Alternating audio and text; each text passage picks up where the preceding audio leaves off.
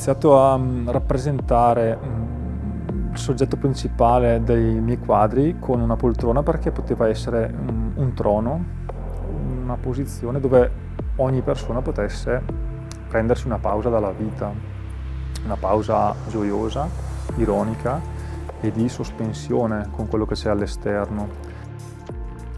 Cerco soggetti che mi incuriosiscano, dalle movenze allo sguardo, alla personalità, all'aspetto, al look, tante cose.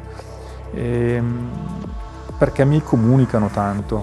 Di conseguenza questa cosa vorrei riportarla poi nella mia tela, studiandone anche la posa. In base alle posizioni che si creano escono lati del proprio carattere, no? Della persona raffigurata.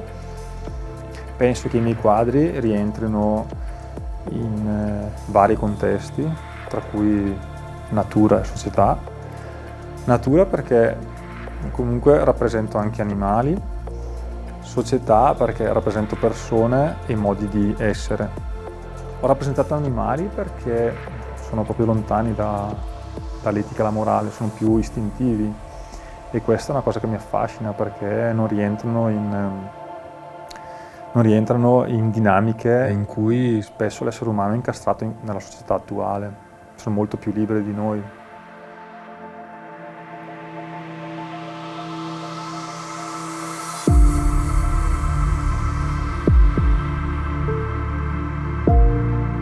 Amo il bianco e nero perché mi mette a stretto rapporto con la tela, per cui mi concentro su due colori, che non sono mai due colori perché c'è una gamma infinita di grigi, però mi aiuta a elaborare meglio le azioni, per cui è un po' come se staccassi un po' la mente e questo mi dà molta emozione e l'emozione che poi dopo sfocia nella pennellata decisa che utilizzo, per cui anche l'osservatore non si stanca mai di cercare tratti che nel mio quadro variano. Il mio quadro è pieno di pennellate, spatolate, tutta l'azione che io apporto.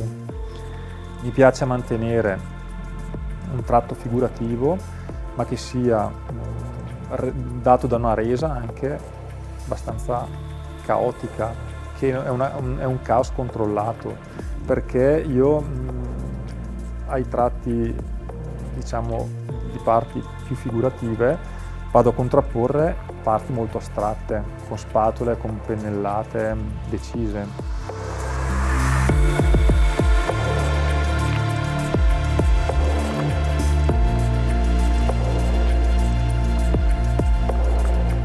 Nel corso degli anni ho cercato sempre di rendere più sintetica la mia pittura, perché è tutto più sintetico, il linguaggio è sintetico, il modo di comunicare è sintetico. Di conseguenza sento anche l'esigenza di ridurre il tempo e ridurre il tratto.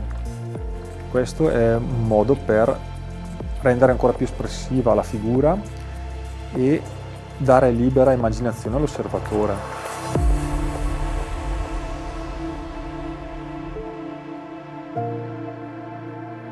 Credo che in natura ogni cosa tenda ad essere in perfetto equilibrio. Nella società, al contrario, tutto tende a sottolineare le diversità ed ad accentuare le differenze. Rimanere in equilibrio risulta sempre più complesso.